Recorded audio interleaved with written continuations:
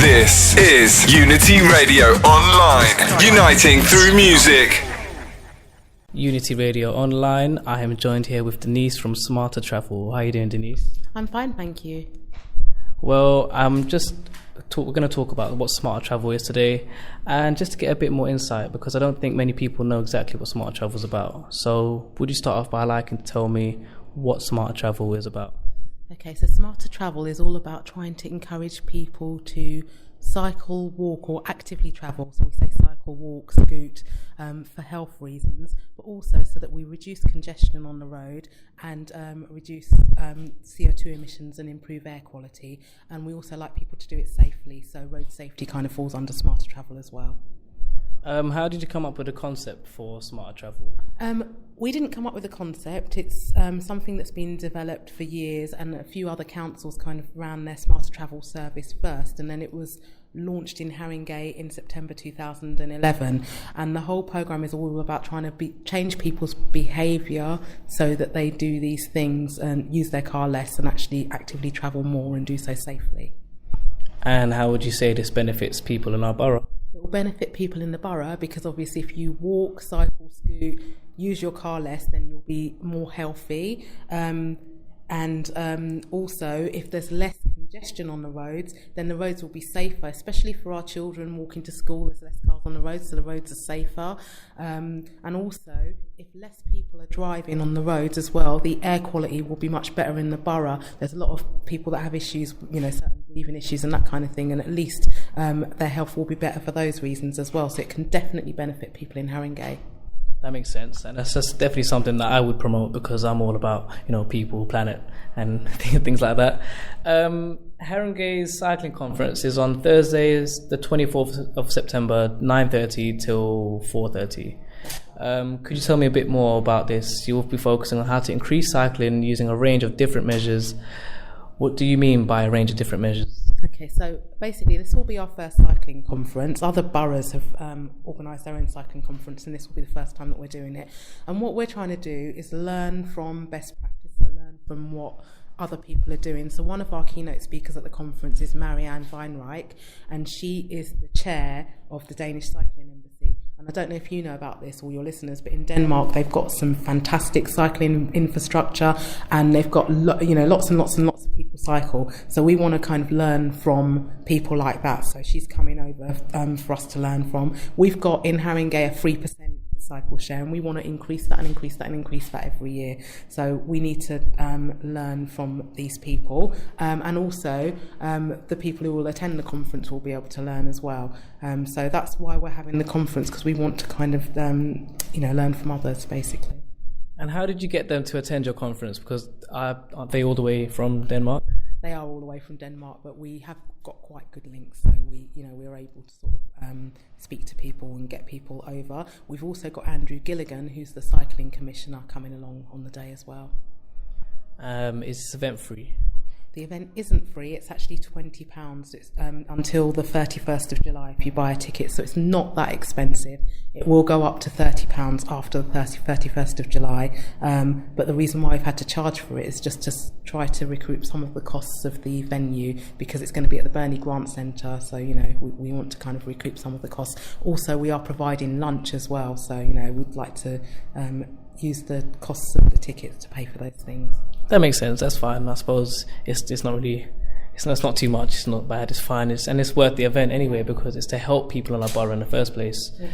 So, what is the launch of personal travel planning service about? Okay, so personal travel planning is all about basically talking to, knocking on people's doors and talking to them about their travel habits, or going to a school, talking to parents or carers about their travel habits and trying to encourage them to change their behaviour. So what I would do as a personal travel planner, if I knocked on your door, I'd have a little survey that I filled in. I'd ask you about how you generally tend to travel, and then we'd focus on a couple of journeys that you make a week that you may be able to change those journeys to a more sustainable form of travel. So when I say sustainable, it could be that you're driving and maybe you could cycle, or maybe you could walk, or maybe you could use the bus and then walk a bit of your journey. So it would be sort of exploring around why you use that certain form of transport, and whether you could change that transport. So, for example, there's people that we've spoken to that may drive their children to school, and actually, do they really need to do that? So it's about trying to think about what you do,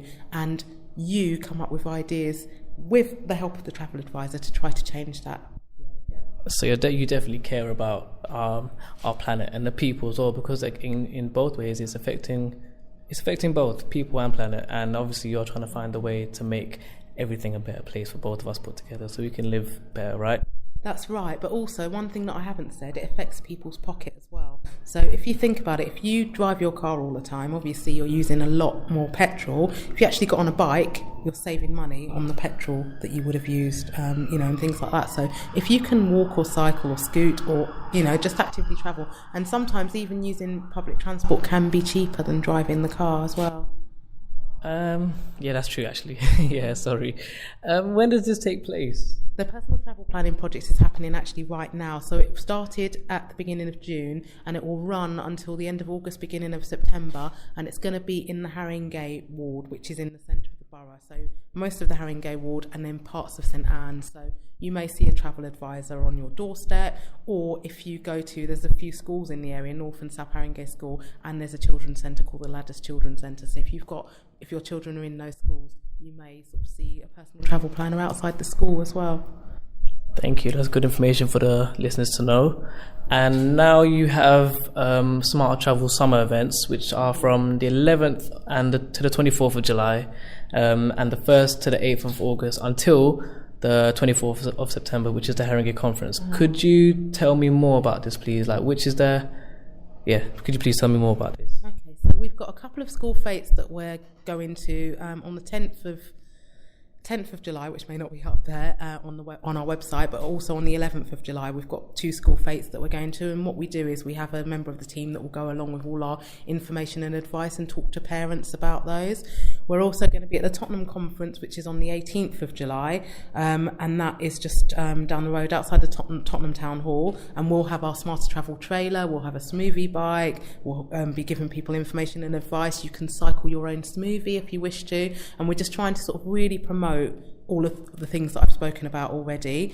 On the 1st of August, Haringey Council are organising a 50th anniversary celebration at Bruce Castle Park, and so we're going to have our trailer there with our smoothie bike and so on, but we're also going to have Roller Palooza, who do static bike racing there as well, and we'll also have another organisation called Cyclone Works who have tryout bikes, so you can come along and try a sort of fun bike out for that time as well. And then on the 8th of August we are going to be at Hill Village. We're going to be working with, we're going to be there with our trailer and so on, as I've said before, on our smoothie bike, but we're going to be there on behalf of Living Under One Sun, who run a active travel project, which I'll talk about later, but they run that in Hill Village, so that's why we're there. And then on the 22nd of August, we're going to be at Downs Lane Park for another event that's being organised there. And again, we'll have our Smarter Travel trailer and our smoothie bike and so on. And some of the events will also have Dr. Bike at those, where they can fix your bike for free. But again, I can talk about that later. That's cool. We're going to get into all that now, actually, which is okay. Yeah, so it fits. What is your active travel projects about, and what do organisations running active travel projects include? Okay, so we've got quite a range of active travel projects across the borough. Some of those projects are walking and cycling projects where they encourage residents through a sort of community organisation to walk more, cycle more. So it might be that they've got a cycling cafe, it might be that they organise cycle rides for families, so that, because sometimes the women may not cycle, so it might be encouraging the women to cycle with the children and that kind of thing. Or it could be, we've got a couple of projects where we fund them to encourage and support their people to independently travel because they've got disabilities. So instead of those people then being driven around, they can actually travel independently, and it's taking cars off the road. So there's lots of different projects, and they're all over the borough. We've got about 7 different active travel projects based at Northumberland Park, at the Selby Centre. Mind in Haringey organised one for us. We've got one being run by Tottenham Hotspurs Foundation, Markfield Project in Tottenham, and so on. So, quite a few. Thank you for that. It's very good information to have and let everyone know about. About the Sky Rides and Breeze Rides, could you give me more information about them, please? Okay, So again, we work with British Cycling, and they offer something called a Sky Ride in the local area, and it's called a Sky Ride because it's sponsored by Sky, but really it's an organised cycle ride, and anybody, you can go on the British Cycling website, it's www.goskyRide.com/London, and you can book on any of those rides, and there's loads going on in the borough and out of the borough. And really, it's to support people who are just interested in going on a cycle ride, or who may want to be more confident on the road. So they have rides that are 3 different levels. So they'll have an easy ride, a sort of medium level ride, and then a harder ride, depending on what you want to do. So the easy one might be just a couple of miles, 2 or 3 miles, and then the harder one might be about 7 miles, and a more difficult one might be 20 miles. So, it just depends on your fitness level and what you want to do. And that is aimed at everyone, and some of the easier rides you can go on it with children, but with the breeze rides, those are aimed at women, and the reason why is that women are very underrepresented in cycling. So British Cycling were really keen to have a programme aimed at women to encourage more women to cycle. And I am a breeze ride leader, so I'm a trained ride leader, and I can organise rides in the local area, as are my 3 Smarter Travel officers. So we do organise rides in a local area, and there are a few other breeze ride leaders who are all volunteers, and we offer rides all at different times of the weeks, and we'll promote it through the British Cycling website for any women who want to come along and just ride with us, and they can be on-road or off-road, so, See, that's a lot of information. That helps me as well, because when I read it, I thought the Sky Ride was more about actually going to the sky, doing something with the sky, and I thought, no, there's no way I'm doing that. But, okay, cool. Could you sum up the doctor bike sessions and cycling trainings in Haringey for me, please? Okay, so firstly, our doctor bike sessions, basically they're where we have a cycling instructor who can come along and they can fix your bike. And the reason why we've offered those sessions is because a lot of people have bicycles and they're broken, they don't know how to fix them. It might be a little bit too expensive for them to fix them as well, so we kind of support them with that. They don't pay for parts, but they actually do the labour, and if you do need a part, they'll tell you what to buy, so you can go to your local bike shop and buy them. We offer them in 3 parks in the borough every sort of couple of weeks or so. So we've got Finsbury Park, Priory Park and Bruce Castle Park, and they run from around about May until the clocks go back in October. But we also have doctor bike sessions when we have events. Where we're at an event, we may have a doctor bike there as well to help people at our events as well. In terms of the cycle training is free to anyone who's aged 9 years old and over in the borough. And if people go to our website, which is www.haringey.gov.uk/smarter travel, you can find out information about how to book onto a get cycle training. And cycle training is for complete beginners, or it may be for people who feel that actually I've been cycling for years, why do I need it? Actually, it's really good to have a refresher to make sure that your road positioning is correct and that kind of thing. So anyone who's 9 years old and over in the borough can get it. We also go into our schools and we teach year 3 and 4 and year 5 and 6, level 1 and level 2, because there's 3 different levels of bikeability training. So that's good, because then I can help the young people get a better understanding of what you do as well, especially because they're at such a young age, and it's always good to learn from young, I guess. You have a telephone survey. How can listeners take part in this? Well, our telephone survey, that's on our website, just to sort of show people the, that we do actually talk to residents and find out what they think. We do that survey every couple of years, and we're hopefully going to do one this year, but residents are randomly selected, so we'll randomly select through a market research company 750 residents to speak to and 250 residents in another borough, so that we can make sure that our programme is right.